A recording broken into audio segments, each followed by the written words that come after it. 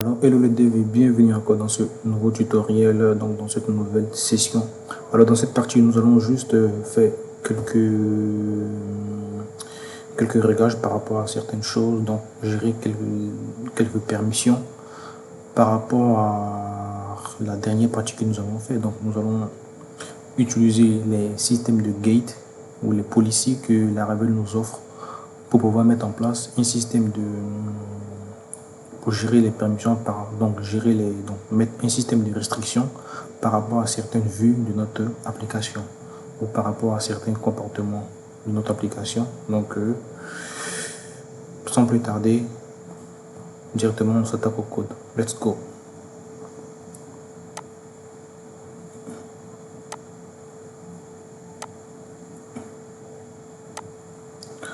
Alors là, je suis au niveau de mon code, de mon éditeur de code. En fait, voilà.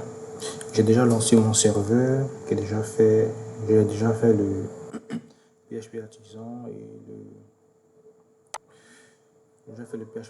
le npm run dev pour lancer le serveur et lancer aussi le serveur interne npm pour compiler tous les assets. Exactement. Voilà. Ok, maintenant on va se mettre des permissions. Tout d'abord, je vais essayer de me connecter là. Je vais essayer de me connecter avec l'admin là.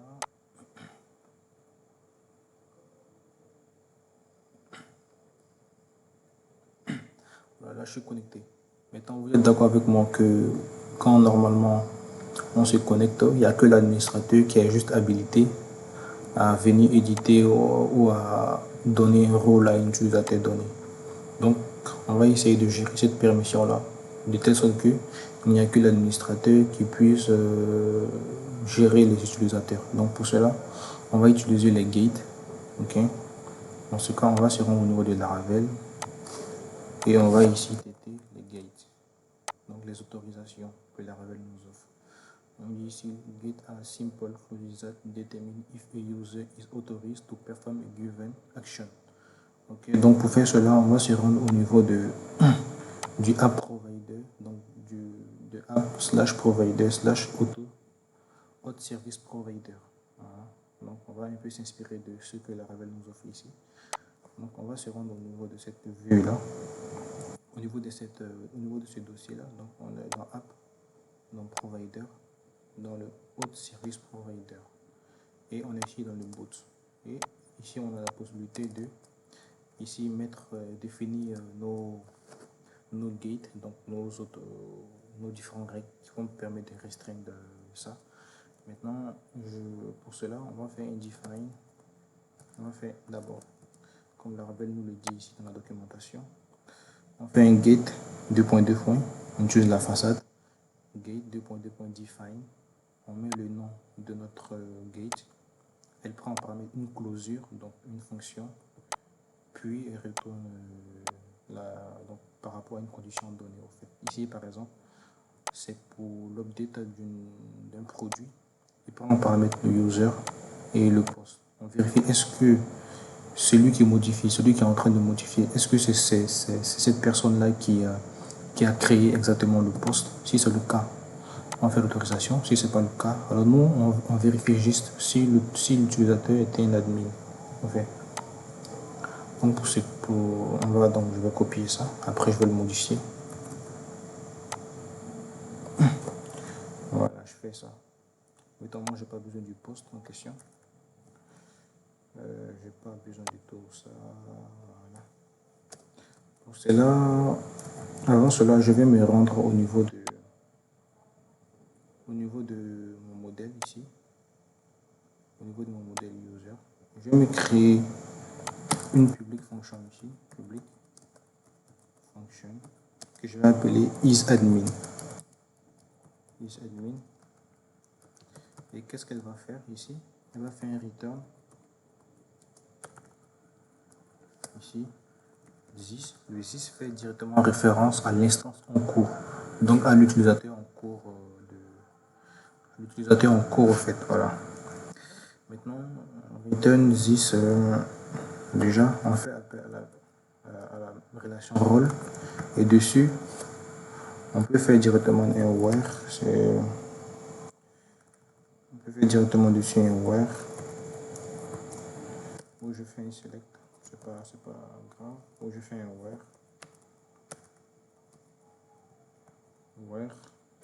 je dirais where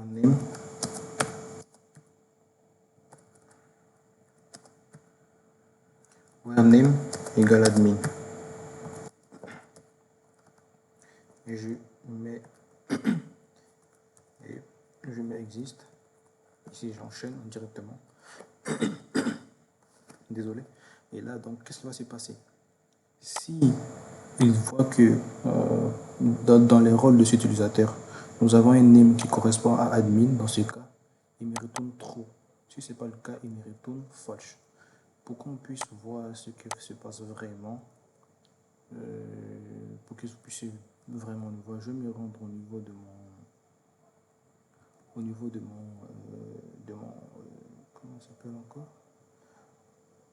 Au niveau des resources, au niveau des views, je me rends au niveau de ma home ici. Et là, je vais faire quoi? Ici, je vais faire @dd die and dump et je vais faire appel à mon utilisateur qui est connecté. Ici là-dessus, Laravel nous offre une possibilité donc d'avoir directement l'instant de l'utilisateur connecté. Et dessus, je fais isAdmin. Puisqu'il a directement accès aux méthodes, aux différentes méthodes de la classe user. Donc directement, je fais isAdmin. Et normalement, là, si je me rends au niveau de mon dashboard à nouveau là, vous voyez que là, il me met true. Parce que au fait, l'utilisateur qui est connecté est admin. Pourquoi? Si on regarde au niveau de notre tableau, vous voyez que là, c'est l'admin qui est connecté actuellement. Si vous ne me croyez pas, on va ici. Je vais faire un tie and up juste là. Je sais pas moi. Je dis, tu me donnes le name. Voilà. Je vais mettre ça en commentaire. Et je vais me rendre au niveau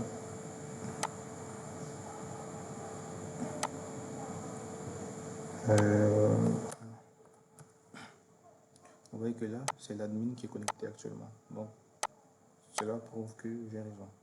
Alors, vous voyez que là, c'est l'admin. Donc, il a un rôle administrateur. Donc, vu que cela est bon, qu'est-ce qu'on va faire? Vu qu'il est admin, donc cette méthode sera accessible sur tous les utilisateurs qui seront connectés, bien sûr. Donc là, je me rends au niveau de mon service provider, qui est là, de mon autre service provider. Et là, je me dis, ok, je prends mon user et je le fais isAdmin dessus. Puisque directement, le user, il a directement accès à cette méthode-là, isAdmin. Une fois que c'est bon, qu'est-ce que je fais? Je peux, Laravel nous offre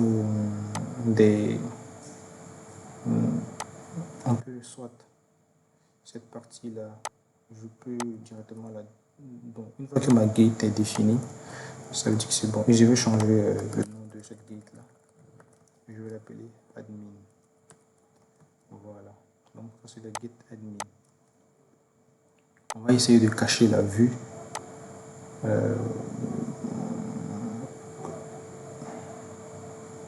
On va venir au niveau des autorisations. Je vais me rendre au niveau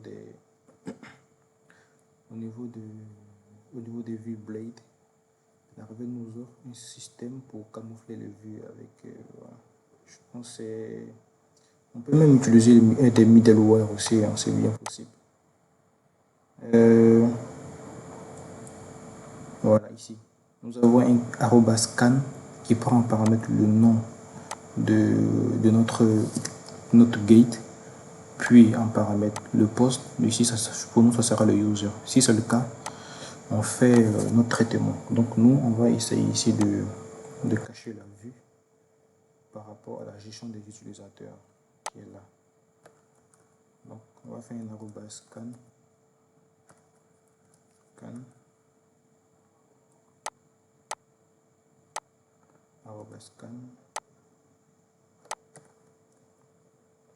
On va mettre ici admin. Ici, mais je n'ai même pas besoin de souligner, voilà, c'est pas la peine. La Laravel sera se débrouiller par rapport à cela. Et s'il est admin, dans ce cas, je mets cette partie-là. Parce que normalement, là, il ne doit pas avoir de problème. Là, il ne doit pas avoir de problème. Et voilà, il ne doit pas avoir de problème parce qu'il est admin, il est administrateur. Si je venais... Oh, je me déconnecte. Pourquoi alors? Si je me connecte...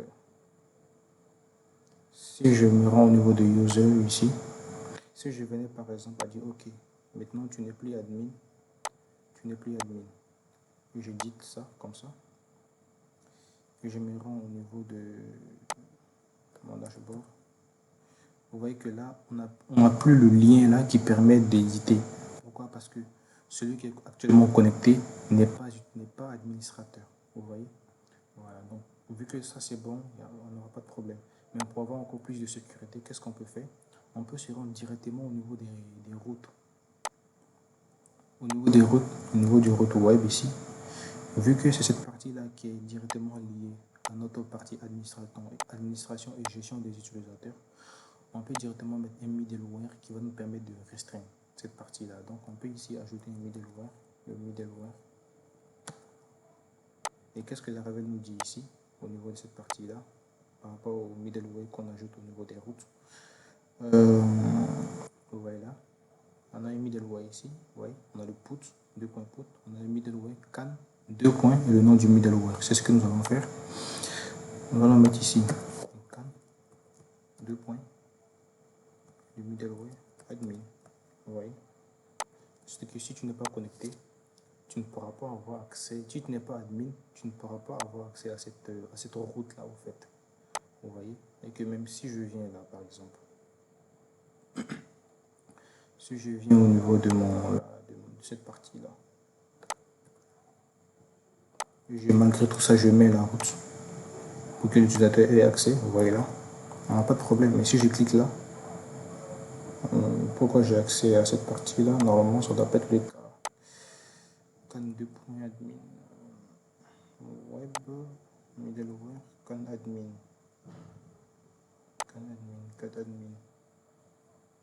Je crois que je me suis pas trompé en fait. Je vois.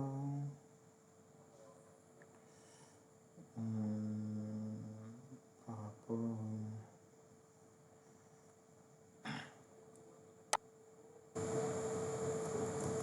Je vais mettre par exemple là le modèle par rapport au modèle.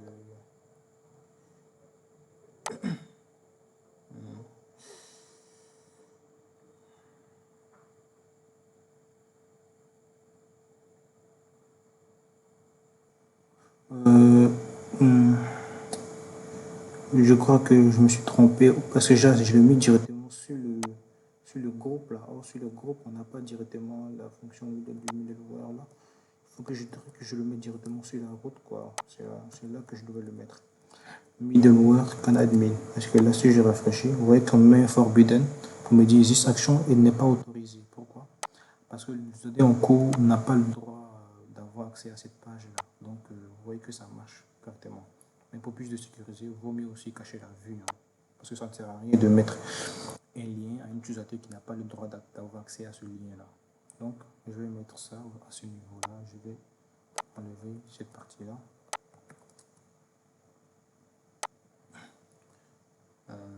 Voilà. Voilà. On appuie sur loin là. Ok. Voilà.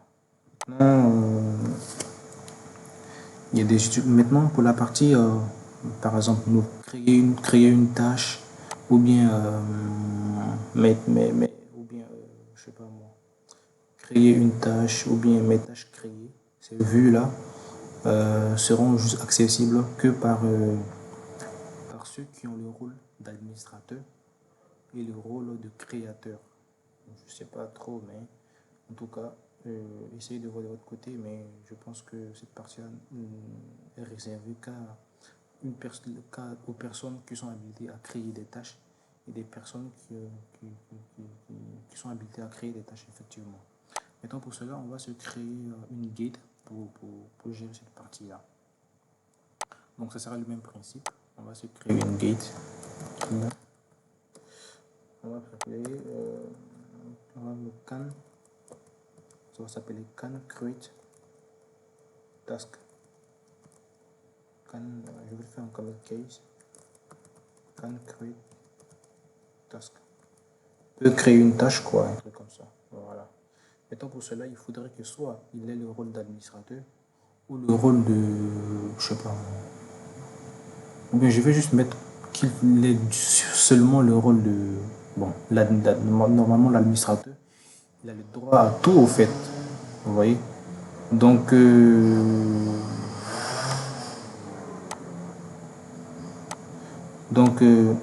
a le droit d'avoir tout au fait. Donc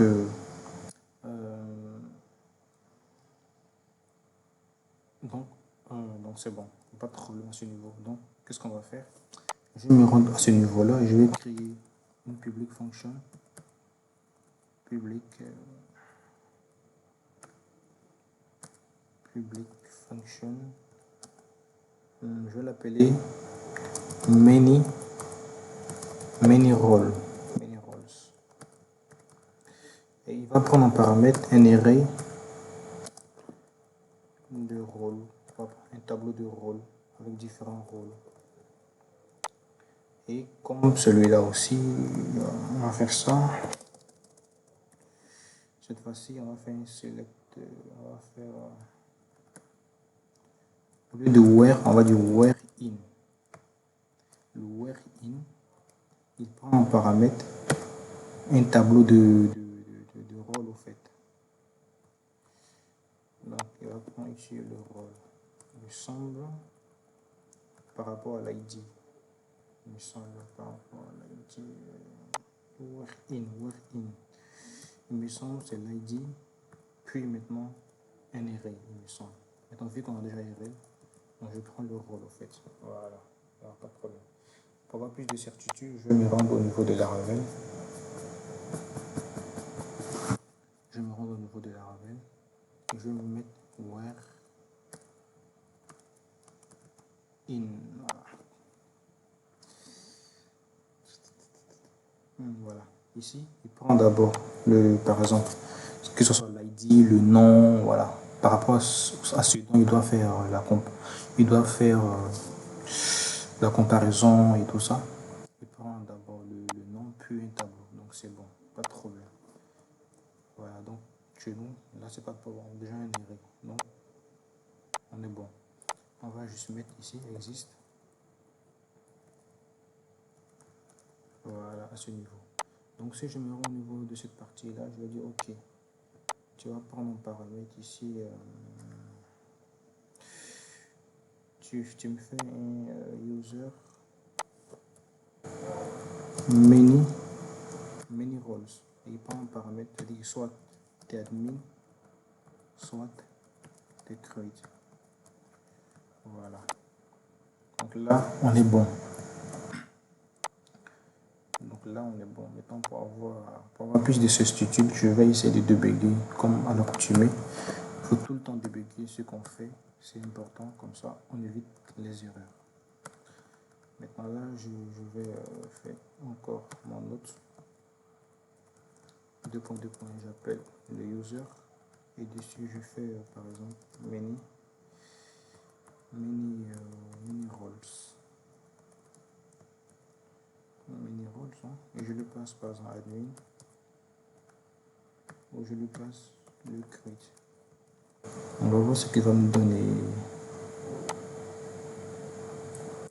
J'ai un problème il me dit l'ID in where clause is ambigu. À quel niveau là?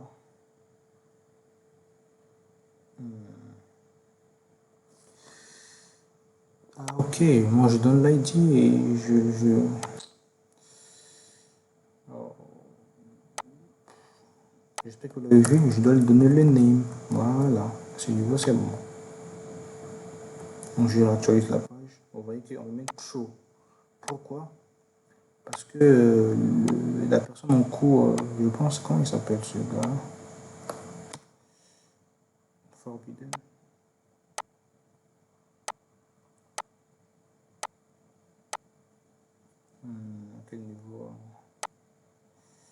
admin slash user. Ouais, c'est exactement. Voilà. Donc, ça veut dire que ce gars, il a soit le rôle d'admin ou soit le rôle de create. Il a sûrement le rôle de create parce qu'il n'a plus le rôle d'admin, mais il a au moins le rôle de create. Donc, il est habilité à faire cela. Donc, vu qu'on n'a pas encore implémenté, mis en place la possibilité de créer les tâches, qui sera donc après cette vidéo là, vous aurez cette partie là. Donc c'est pour cela. Mais pour le moment, on va essayer de cacher le vue avec cela. Donc pour la partie ça ici, mes tâches, can, voilà. Le can ici, je vais lui passer can create task. Can create task. Je n'ai pas besoin de lui passer le user. Et là c'est bon. Je fais pareil pour cette partie là ou pour nouvelle tâche par exemple. N click. Voilà. Et là c'est bon, il me semble. Moi je ne dois pas avoir de problème. À part que je dois enlever le die and up au niveau de ma vue là, parce que ça me dérange là. Voilà. Vous voyez que là j'ai pas de problème particulier parce que j'ai déjà mes. Sauf ce que je sais pas. Quelle partie j'ai caché là? Mes tâches sont bonnes. Mes tâches créées, nouvelle tâche. Ok, pas de problème. Voilà. Maintenant, imaginons que normalement un utilisateur lambda n'a pas le droit d'avoir ces liens-là. Pourquoi? Parce que si tu n'es ni admin, ni créateur de tâches, tu n'as pas le droit d'avoir ces différents liens-là. Tu n'as le droit d'avoir que tes tâches et tes conversations. Peut-être qu'ils seront mis un peu plus tard. Et tes conversations et tout ça. Donc, je vais essayer de me déconnecter. Et je vais me connecter avec un user, par exemple. Je crois que c'est user, arrobase user. Je vais vérifier dans la base de données. User,